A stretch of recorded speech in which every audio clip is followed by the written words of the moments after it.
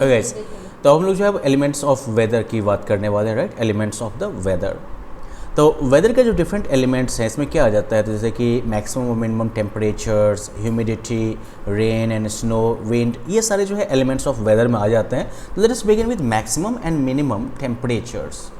Okay, तो maximum और minimum temperature, the highest temperature recorded during a day is called the maximum temperature and the lowest temperature recorded during the day is called the minimum temperature. ठीक है, मतलब पूरे 24 घंटा के period में जो सबसे ज़्यादा जो टेम्परेचर पहुंचा होगा वो जो है मैक्सिमम टेम्परेचर कहलाएगा, और जो सबसे कम टेम्परेचर जिस किसी भी टाइम में पहुंचा होगा वो जो है मिनिमम टेम्परेचर कहलाएगा। अब ये जो मैक्सिमम मिनिमम टेम्परेचर जो होता है, the maximum and minimum temperatures are recorded with the help of a special thermometer called maximum minimum thermometer. ठीक है, ये जो टेम्परेचर जो मैक्सिमम और मिनिमम जो थर्मामीटर नापा जाता है ना, तो इसके लिए एक स्पेशल थर्मोमीटर का यूज किया जाता है। इसका नाम ही है मैक्सिमम मिनिमम थर्मोमीटर, जो कि आप यहाँ पर इस फिगर में देख सकते हैं, जिसमें कि एक तरफ जो है मैक्सिमम वाला मार्कर है, दूसरी तरफ जो है मिनिमम वाला मार्कर है। ठीक है, now in order to prepare weather reports, the maximum and minimum temperatures reach during the whole day are recorded. ठीक है, वेदर रिपोर्ट तैयार करने के लिए जो मैक्सिमम और मिनिमम टेम्परेचर्स जो पूरे दिन में जो पहुंचा है उसे रिकॉर्ड किया जाता है। Now the minimum temperature for a particular day is recorded in the early morning. ठीक है, नॉर्मली जो है यही होता है कि जो मिनिमम टेम्परेचर होता है किसी दिन का वो जो है जो अर्ली मॉर्निंग का टाइम होता है ना, जो हम लोग यहाँ भोरहरबा का टाइम कहते हैं, राइट, अराउंड लाइक 3-4 o'clock, इस टाइम में जो है मिनिमम टेम्परेचर रिकॉर्ड किया जाता है, क्योंकि इस समय में सब कुछ जो है पूरा ठंडा हो जाता है। ठीक है, अब जैसे जैसे दिन बढ़ता जाता है ये जो है गर्म होता जाता है। ठीक है, और क्योंकि धीरे धीरे जैसे जैसे सन की रेज ज़्यादा डायरेक्ट आने लगती हैं, राइट, गर्म ज़मीन जो है वो ज़मीन को गर्म करती है, हीटअप करती है, और जो सराउंडिंग एयर जो होता है वो भी जो है काफ़ी हद तक गर्म हो जाता है। तो इसलिए the maximum temperature for a particular day is reached some time in the afternoon. Maximum temperature जो होता है किसी भी दिन का वो जो है नॉर्मली आफ्टरनून वगैरह के टाइम में पहुंचता है। ठीक है, this makes the surroundings very hot and unbearable during summers. ये जो है सराउंडिंग्स वगैरह को, आसपास के एरियाज को जो है काफ़ी गर्म कर देता है और बर्दाश्त के लायक नहीं रहने देता है। ठीक है, for this reason we feel so miserable in the afternoon during summers. और यही वजह है कि गर्मी के टाइम में जो है सबसे ज़्यादा तकलीफ हम लोग को जो है आफ्टरनून के टाइम में ही होता है। ठीक है, अब दूसरा जो एलिमेंट है that is the element of humidity. Humidity का मतलब क्या हो गया, humidity is the measure of the moisture in air. ठीक है, हवा में जो मॉइस्चर की मात्रा है उसका माप है ह्यूमिडिटी।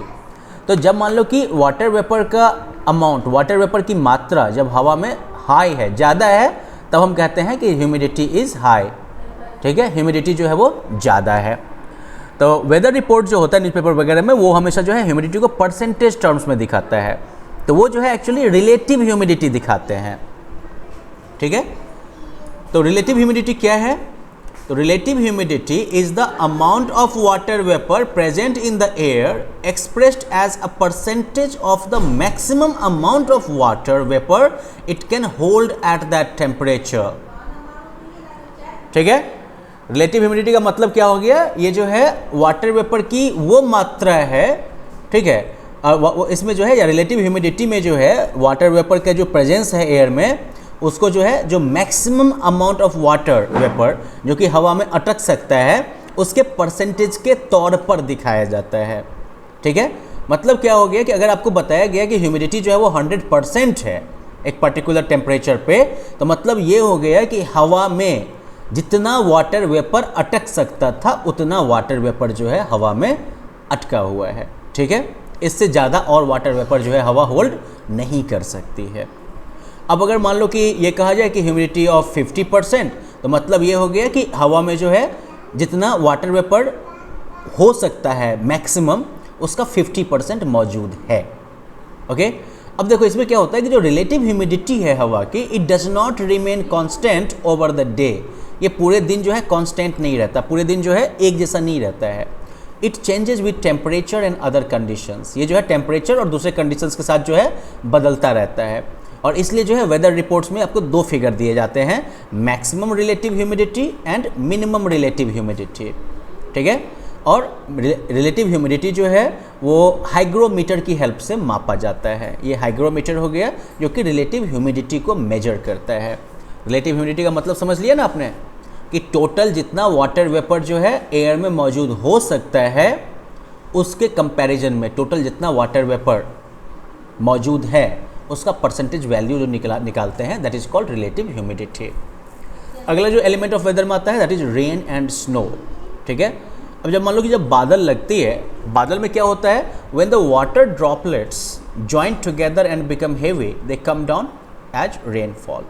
बादल में जब पानी की बूंदें जो होती है, ड्रॉपलेट्स जो होती हैं, वो जब एक साथ मिलती हैं और भारी हो जाती हैं तो वो नीचे गिरती हैं रेनफॉल के तौर पर।